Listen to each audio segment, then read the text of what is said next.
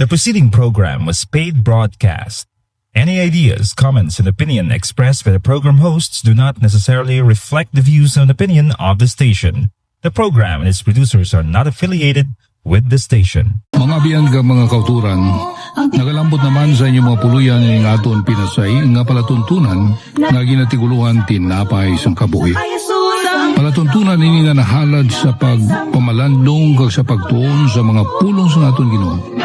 Kag sa pagwali sa maayong balita sang kaluwasan nga si Kristo Jesus namatay, nabanhaw kag magabalik liwan. Aton ang kayunan sa sining adlaw sa pagpamati sang mga pulong sa aton Ginoo gikan sa alagad Pastor Neil Velces. Ang dinalan sa kasulatan sa aton sa sining adlaw makita sa mga taga-Roma kapitulo 10 kag pagabasahon ako ng versikulo 9 tubtub 10. Bangod nga kung ituad mo sang imo baba nga si Jesus Ginoo kag magtuo sa imo tigipusoon nga ang Dios nagbanhaw sa iya, maluwas ka. Kay sa tigipusoon ang tawo nagatuo nga sa pagkamatarong kag sa baba ang pagtuad ginahimo nga sa kaluwasan. Romans chapter 10 verse 9 and 10, that if you confess with your mouth Jesus as Lord and believe in your heart that God raised him from the dead, you will be saved. For with the heart a person believes, resulting in righteousness, and with the mouth he confesses, resulting in salvation. Ini nga dinalan sa kasulatan pahayag ini sang balaan ni Espiritu paagi sa kay San Pablo kag nagapahayag ini sang ginatawag naton kaluwasan. Kag importante ini nga butang aton nga matun-an kay ang kaluwasan nagaabot sa tawo sa tion nga nagatuad siya. Confess. Kag ang pulo nga tuad isa ini ka pulong nga masami ginagamit naton pangula agid naton maintindihan ang kahulugan sini. Gani nga sa pagtuon naton sa sining dinalan sa kasulatan aton subong i-highlight ining pulong diri nga confess or confession. Anong buot silingon sini? Kag ano ang kahulugan kag ang kabilyanan sang sini nga butang natuhoy sa aton nga kaluwasan. Na ang pulong nga confess, kung aton gid usisaon, dili naton makita agali, this is not a simple acknowledgement of the existence of God or of the Lord Jesus. Kabisan gani ang yawa nag-acknowledge sini. Kay ang pulong gali diri nga ginatawag naton confess. Isa kabutan diri nga makita naton, the basic meaning of this word is to say the same thing or to be in agreement with someone. So kung sa aton pa, ang pulong gali nga tuad among hambal ikaw sing parehas man nga butang o kon mag-agree ikaw, mag-upod ikaw sa sina nga persona. So kung aton ang taon diri, the person who confesses Jesus as Lord, ang mga ginabasa sa verse 9, basically agrees with the Father's declaration that Jesus is indeed the Savior and Lord of mankind. So kung sa aton pa, ang pulong dirgali nga tuad niya ginhambal diri sa pulong sa Ginoo sa aton to say the same thing. Ang paghambal sing kapareho nga butang man o kung nag-agree ikaw sa sina nga butang ayan nga ginhambal o kung ginhimo sa sina nga persona amaning pulong diri nga confession or confess. So kung sa aton pa diri naton makita sa tion nga ang isa ka persona nagapakig-upod sa Dios nga Amay nga iya nga gina-agree ang ginhambal sa Diyos nga Amay nga si Kristo Jesus amo ang manluluwas kag Ginoo sang tanan-tanan. Suno sa makita naton diri sa puno sa Dios, siya may kaluwasan. So importante ini kay kun aton gali lang taon, one of the elements of salvation is confession. Kung walay pagtuad, walay kaluwasan. Importante ini nga makita naton. Kay nga man, ining pulong gali bala nga pagtuad, kung aton gali na taon, hindi lang ni gali nga it is just a mere acknowledgement. No, kung sa aton pa inablang daw kasaling papaw lang ginakilala, mao, ti si Kristo, manluluwasan sa kalibutan. Hindi amo sinagali. Kung sa aton pa you agree with God, nga ano, nga siya among manluluwas. Kung sa aton pa, nga ikaw mismo, ginkilala nimo, nga si Kristo, imo nga manluluwas. Now ini nga kamatuoran din nga makita naton nya mo sini, nga wala na sing iban pa nga makaluwas sa tawo kundi si Kristo Jesus gid lamang. Amo ining ginambal diri sa Biblia sa aton sa Binuhatan kapitulo 4 bersikulo 12. Taman gid ka simple ang ginambal diri sa puno sa Ginoo, kag taman gid ka atag. Amo ning ginambal niya, kag walay kaluwasan sa bisan kay sin-o nga iban. Kay walay iban nga ngalan sa idalom sang langit nga ginhatag sa mga tawo nga paagi sa iya kinahanglan kita maluwas. Di ko naton ang taon diri sa puno sa Ginoo, masapuan naton kag taman di klaro nga ginhatag sang Dios nga Amay ang iya bugto nga anak sa ano nga tintuyo, agod nga amo ini ang palagyan sang kaluwasan. Kagari pagid, maisa pagid diri ka dinan sa kasulatan niya makita naton sa 1:14, 6. Si Kristo Jesus mismo ang naghambal sini. Naghambal siya, si Jesus nagsiling sa iya, ako among dalan, kag ang kamatuoran, kag ang kabuhi, walay nagaabot sa Amay, kundi paagi sa akon. So kung sa aton pa, si Kristo Jesus gid lamang ang palagyan sa kaluwasan. Kay amo gid lamang siya, kag wala na sing iban pa nga ginhatag ang Dios nga Amay sa aton, nga sa diin ang tao maluwas. Kabisan pa si Kristo Jesus mismo ang nagpatod sina, nga siya among kaluwasan sang katawan gikan sa ila mga kasalanan. Ti, kulang taon naton sa puno sa Ginoo, masapuan naton niya mo sini. Wala nagambal ang Biblia nga si Jesus kag ikaw. Si Jesus kag ang imo nga reliyon. Si Jesus kag ang imo nga mga himata. O kung sin-o dira nga mga tawo dira. Kay bisan si Pablo, hindi makaluwas sa imo abyan. Bisan si Pedro, hindi makaluwas sa imo. Kaya nga man, kaya nanon man gani nga maluwas nilang ila ko galingon. Ti paano ini? Si Pablo, si Pedro, kay iban nga mga katawan pagid, nakadangat sa ginarian sang Dios tungod nagtuo sila sa Kristo bilang ilang maluluwas. Isa kabutan diri nga makita nato sa puno sang Dios nga isagid lamang kag wala na sang iban pa nga may gin-aman ang Dios nga maluwas ang tawo kundi sa iya bugtong nga anak. So kung sa aton pa, dili naton makita nga masini, kung ang imo pagtuo sa iban niya nga tawo, kung ang imo pagtuo sa imo reliyon, o kung ang imo pagtuo sa imo kagalingon, nga ikaw makaluwas sa imo nga kagalingon gikan sa imo makasalanan, kailo ikaw abyan. Kaya nga man, ang kaluwasan paagi gid lamang sa kay Kristo Jesus. Paano naton inabalaan? Taman klaro nga ginhambal sang Dios sa aton. So ari amo ini nga dapat ituad naton. We need to be in agreement with God. Why? If we don't agree with God, then He cannot give us. He cannot save us from our sins. The requirement is for us to confess the Lord Jesus. Nga ituad naton si Kristo Jesus nga amo ang aton nga manunubos kag subong man Ginoo sa aton nga kabuhi. Na importante man ini bala kay kung isang pabangkot bala no ti ano ini ang do kabalik awot nga kilang nanon gid naton nga si Kristo Jesus aton nga maluluwas kag Ginoo. Paano ini? Anong relasyon sina sang ginatog naton the Christ being the Savior and the Lord of all?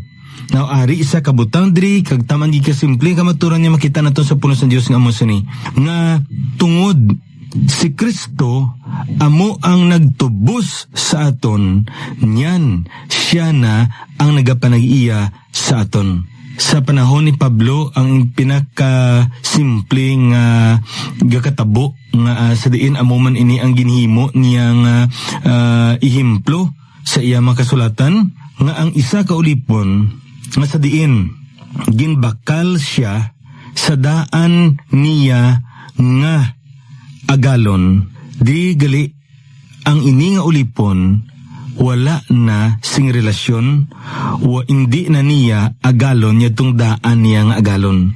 Ang iya relasyon yara na sa bag-o niya nga persona o kung agalon nga nagbakal sa iya kag amo na ini ang iya tumanon bisan ano pa nga sugo sang iya nga amo nga daan tungod nga wala na sa relasyon kag nabakal na siya sing bag-o niya nga amo wala siya sing obligasyon nga sa diin tumanon niya ang sugo sang daan niya nga amo. Apang tungod ni may bag-o siya nga amo nga nagtubos o kung nagbakal sa iya dapat niya tumanon ang sugo sa sini nga bag-o niya nga agalon. So amo man ining paglaragway diri sa pulong sa Dios. Halin kita sa kulipnan sa sala. Halin kita sa ginarian sang yawa. Gintubos kita ni Kristo Jesus digdo sa cross sa Kalbaryo. Kag tungod sini wala na kita sing relasyon ginbakal kita sang hamili nga dugo ni Kristo Jesus amo nang ginambal ni Pedro dra. Kag tungod sini wala na kita relasyon sa daan naton nga agalon nga among yawa. Daan naton nga amay nga among yawa. 1:8. Kag tungod sini may bag-o na kitang relasyon sa Kristo Jesus. Kag tungod sini si Kristo Jesus amo na ang aton niya agalon. That's why we should always acknowledge not only Christ our Savior but He is also our Lord. Kag bahin ina sang ginatog naton pagtuad. Amo nga naghambal din ang Biblia sa aton sa versikulo 9 that if you confess with your mouth Jesus as what? Lord. Nga siya amo ang Ginoo. Ginoo siya sang tanan. Kag kung Ginoo siya sang tanan, mga Ginoo lamang siya sang tanan tungod kay una sa tanan Dios siya. Di ba? Kay kung si Kristo Jesus tao lamang, hindi siya Dios, nga agin tawag siya the Lord of all, when in fact that particular title is also given to God the Father. Kaya nga man, they are equal. They are God. Kung sa aton pang term, no? In a sense that God exists and He revealed Himself in 3 persons. They are co-equal, co-eternal, and co-essential. God the Father, God the Son, and God the Holy Spirit. So, umunik importante nga makita natin ang pulong diri nga confession. Kagabay pang abyan nga imugid ini nalang taon. You need to agree with God's standard, with God's way, with God's will in order for you to be saved. Ang tao, kung pabayaan mo lang, damo siya sang hindi siya gusto mag-ubra sang kung ano dira iyang mga butang kay gusto niya iya lang. Pero nakita natin, this is a universal thing. You cannot do your own way. You need to follow certain rules. Kung ari ka diri sa Pilipinas, may mga kasuguan diri nga dapat nimo tumanon kay kung hindi gani nang matabo sa imo, prisuhon ka. Kag amuman ini na makita naton ang tawo nga wala nagasunod sa talaksan sa Dios. Pila ka adlaw kondinahon siya digto sa impyerno. Kaya nga man, wala siya nagsunod sa talaksan sa Diyos. Ang importante, we need to abide, to follow the rules, the standard, the will of God. And by doing that, we are saying the same thing. Kag amo ini mag-abot ang kaluwasan sa imo abyan. So amo ining butang aton nga naton-an subong kagabay pa nga magapadayon ini sa pagpanghikot sa imong kabuhi nga magtubo ikaw sa bugay kag sa kaalam ni Kristo Jesus. Kabago kita magapadayon sa aton nga series of messages, magapamati ka na sa isa kambanon. Cross of Jesus amo ato ang dalang tahon nga aton nga pamatian kag nagapahayag ato sang ginhimo ni Kristo Jesus dito sa krus sa Kalbaryo. Iya ginhalad ang iya kabuhi para ikaw kag ako abyan matubos gikan sa aton makasalanan. Kag paagi sa pagtubos niya sa aton, may ara kita kaligunan, may ara kitang kadalagan batok sa sala. Kay kung lang taon naton sa pulong sa Diyos, ang sala amo ni nagaulipon sa tawo. Okay, isa ni kabutang wala gid na bala naton na narilisar nga ang ginatawag naton gali sala amo ini nagaulipon sa tawo. Kag amo ini ang masubo kay kung kaisa hindi naton ini narilisar nga ginaulipon na kita gali sa sala. Binaton insakto pang aton ginaobra, binaton maayong aton ginaobra, when in fact we are blinded by sin. So amo ning katahom, kung ara na ikaw sa kay Kristo Jesus, yara na ikaw sa sabak niya, nakabaton ikaw kay Kristo bilang imo nga maluluwas, may ara ikaw gahom, may kadalagan ikaw batok sa sala. Kay nga aman, ang Ginoo nato naghatag sa aton sang balaan nga espiritu nga amo ining manugiya naton, kag subong man naghatag sa aton sing kusog gagabakod nga magpadayon kita sa pag-alagad, kag subong man sa ligon sang aton nga pagtuo. So amo ina no ang kalantahon nga aton nga napamatian beneath the cross of Jesus. Now Ephesians chapter 4, kag aton pagapadayonon ang aton diri nga ginatun-an sa nagligad pagid nga mga pila na ka Domingo ang nagligad, kag ari na kita diri sa kapitulo 4 versikulo 1 tubtob 6. Kag isa diri ka butang nga makita naton nga nagatudlo ini sang ginatawag naton takos nga pagawi sang isa ka tumuluo. Diri naton makita sa pulong sa Ginoo kung isa-marais naton ang gusto diri ni Pablo nga itudlo sa aton nga amo sini kay tumuluo na kita, kay yaraan na kita sa sabak ni Kristo Jesus, kay nakabaton kita kay Kristo bilang aton manluluwas, ginbag-o niya nga aton kabuhi. Kag sa pagbago niya sa aton kabuhi, may bag-o na kita nga pagpanggawi man. This particular change, this particular transformation comes inside out. Nagsugod ini sa sulod, kag tungod nga ginbag-o niyang ara sa sulod naton, amat-amat nga ginapakita naton ang ining pagbag-o paagi sa aton nga pagpanggawi. Kag amo ining takos nga paggawi suno sa pagtawag sang Ginoo sa aton, pagtawag ini sa kaluwasan. So kung sa aton pa diri naton makita nga ginhangkat kita diri ni Pablo. The Apostle Paul challenged us to walk a worthy walk, and that is based upon the calling of God unto salvation. Kung sa aton pa nagakabuhi kita sing pinasahi sang may kinalain tungod sang kaluwasan niya aton eksperyensyan. Diri naton makita nga masini, wala kita nagagawi sa sini nga butang agud maluwas kita, kundi nagagawi kita sa sini nga mabutang kay naluwas na kita, kay ara ng balang espiritu nga amo ang naghatag sa ato si kusog gabakod, kaalam bugay nga mahimo naton ang ini nga pagpanglakaton, ang ini nga paggawi. Ti ano ini nga paggawi?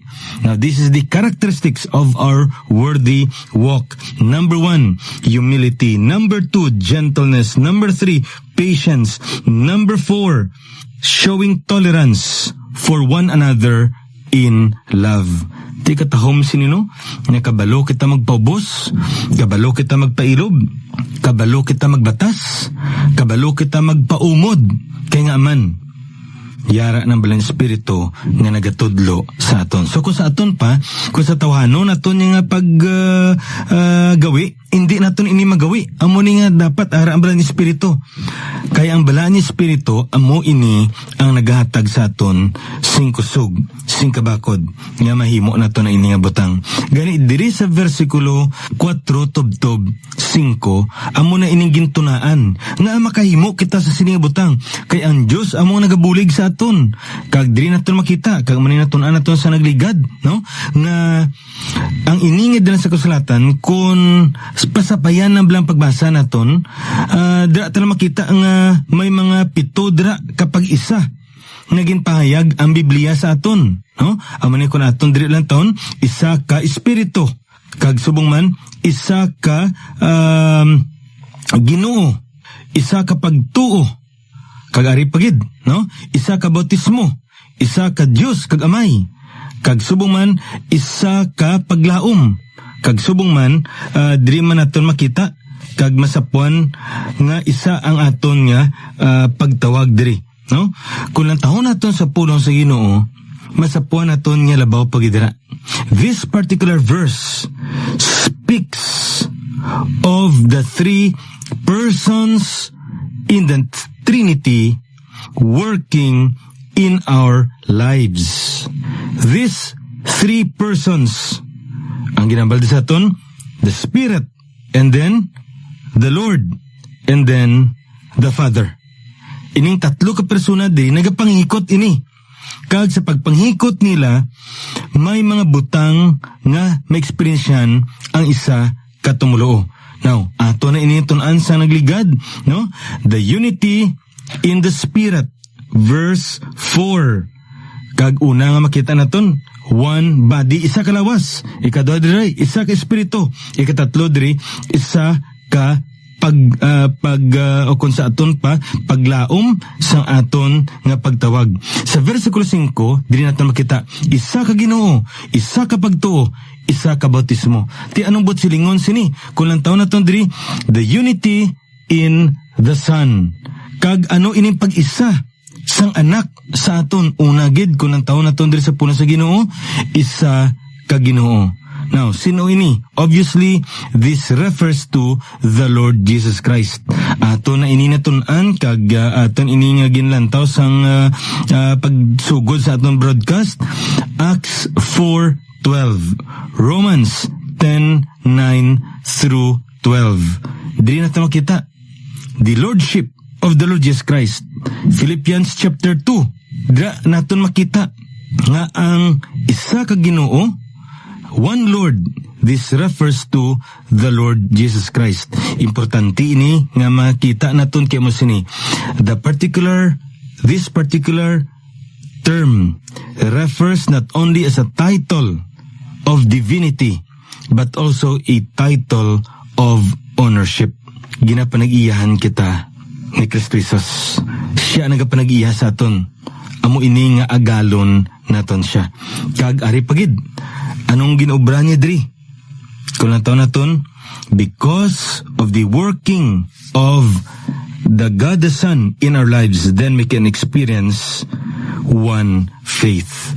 Now, kung naton naton bala, ining ginambal diri nga pagtuo, nga ginambal diri sa dinan sa kasulatan sa aton, masami kung naton naton ining pulo nga pagtuo, may mga tatlo ini kabutang nga ginagamit sa aton. Una gid, salvation faith, ining pagtuo nga nagadulong sa aton sa kaluwasan. Kaya hindi lamang amo sina, pagkatapos nga maluwas kita, dapat ini pagtuo magapadayon ini. Dasay ang pulong diri ko isang ginagamit naton, continuing faith or sanctifying faith.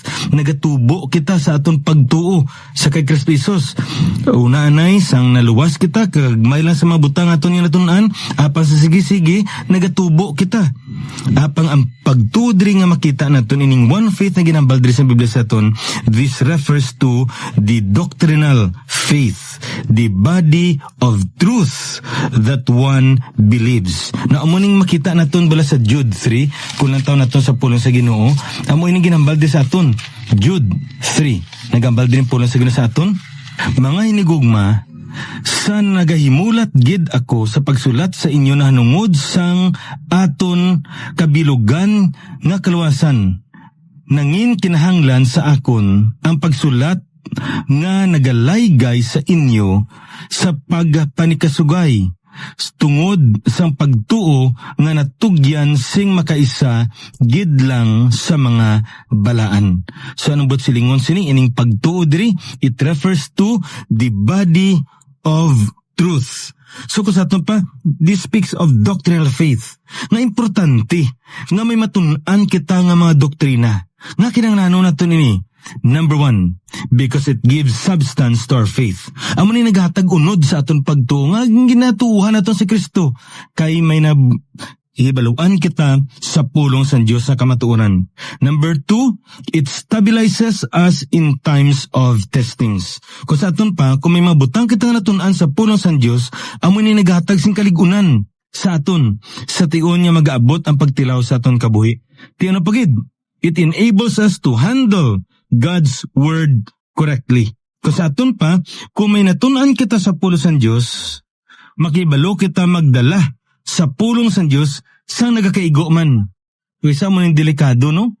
Kaya may mga tao nga ginagamit man iyang pulong sa Diyos pero hindi amo ang iya nga ginahambal, iya ginagawi, iya nga ginatudlo. Kaya nga man, ang naibaluan niya hindi nagakaigo.